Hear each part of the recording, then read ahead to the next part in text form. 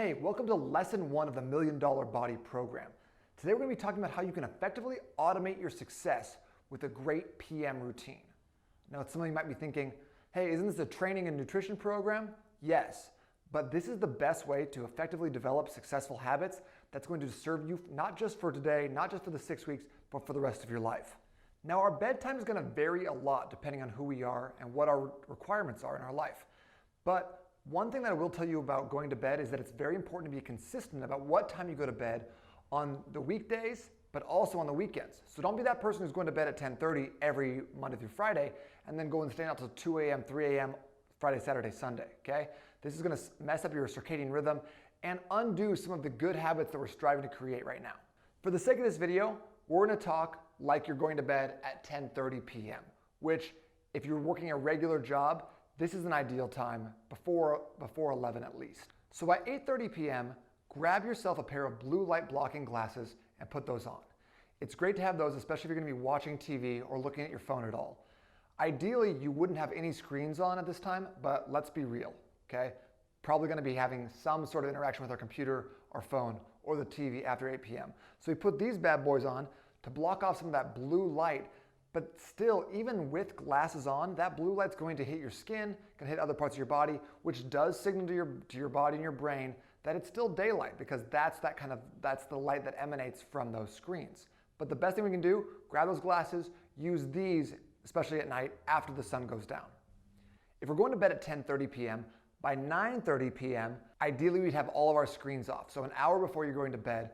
Obviously, this is not realistic for some of us at some times, but this is the standard we should be striving for if we're trying to maximize our energy for the next day. By 10 p.m., we should be winding down. That's when you do your bedtime stuff. So whatever that looks like for you. Floss your teeth, brush your teeth, if you take a shower at night, kiss your wife, tuck your kids in, whatever that looks like for you, that's kind of your getting ready for bed type of situation about 30 minutes before you fall asleep. Around that same time, at 10-ish, it's gonna be like 10:10, or maybe a little earlier depending on where you're at, that's where we're gonna take time to write down our 3 goals for tomorrow and also practice gratitude. Don't neglect this step. It's very powerful in determining how successful you're gonna be tomorrow. For the 3 goals, what you wanna write down is if you were only accomplish 3 things tomorrow, and you were going to be very, very successful in those things, and you would chalk that up to a super successful day, what would those 3 main things be? So for example, if you're going to have to develop an email sequence, connect with a client, get your workout in, and you only were able to do those 3 things, but you successfully accomplished them, and then you were able to be like, yes, I'm done with those things, I feel really good. Even if I don't do anything else productive today, I'm still going to have a great deal of success. Write those things down. And obviously, this could also be 2 things, or it could be 5 things, but I think 3 things is a great medium range of things that is gonna allow you to have success without necessarily overwhelming yourself. The gratitude piece is also very important. There's a couple different ways to do this.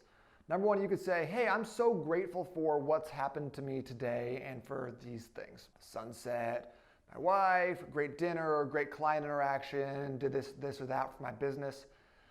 But I think a very powerful way to start off the next day, and then something I've actually used very successfully for my own mentality, is writing down the name of someone I'm grateful for.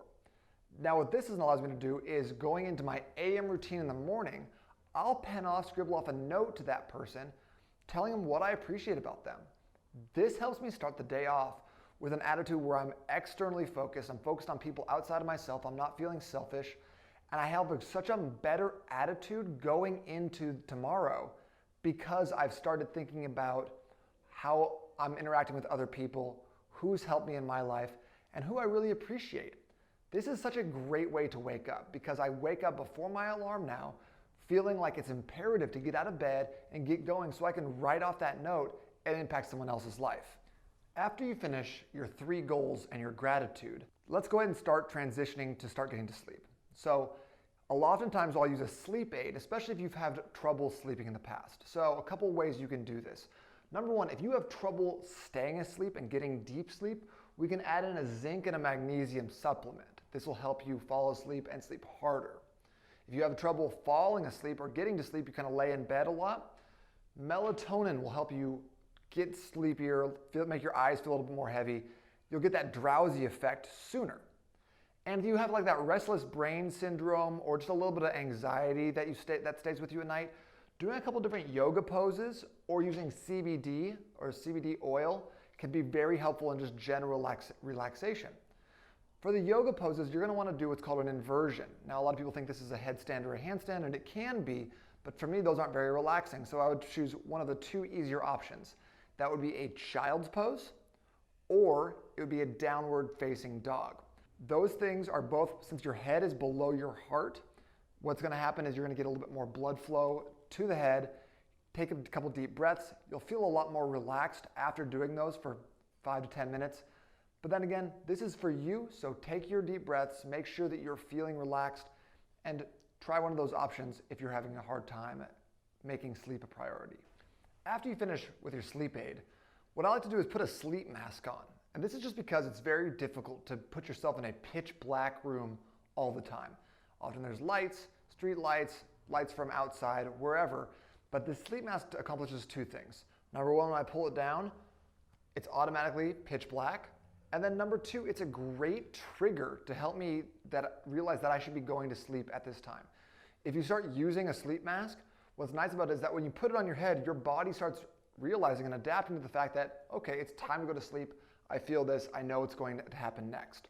Next, grab a book, read something that's a little bit slower pace. I said something boring.